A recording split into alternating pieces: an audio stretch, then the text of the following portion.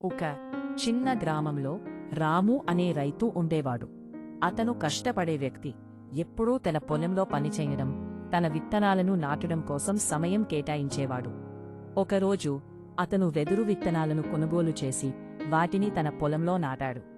1000 రాత్రుల కాంతి కింద ఆయన అనేక ఆశలతో నిండిన అంగురు విత్తనాలను నాటాడు.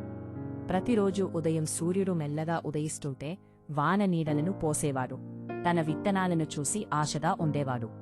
కాని మొదటి సంవత్సరం గడిచినా అతను ఆశించిన మొలకలు కనిపించలేదు. రెండో సంవత్సరం కూడా అదే పరిస్థితి కొనసాగింది. గ్రామస్తులు అతన్ని చూసి నవ్వేవాడు. రాము, నీ విత్తనం చనిపోయిందేమో అని ఎగతాళి చేసేవాడు. కాని రాము మాత్రం మానవ స్వభావానికి భిన్నంగా తన కృషిని కొనసాగించాడు. 3వ సంవత్సరం, 4వ సంవత్సరం, 5వ సంవత్సరం ఇంకా నేలపై ఏమీ కనిపించలేదు. కాని ఆయన తన విత్తనాలపై విశ్వాసముంచాడు.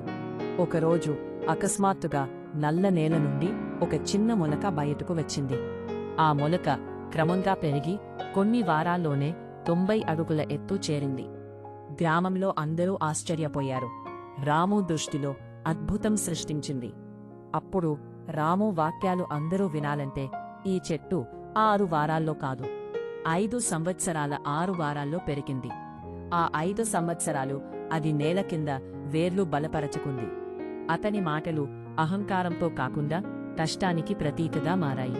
వారు అప్పుడు అర్థం చేసుకున్నారు, అది కష్టపడి పానిచేసి ఆంతర్యాన్ని నిర్మించడంలో ఉన్న అసలు గుణం.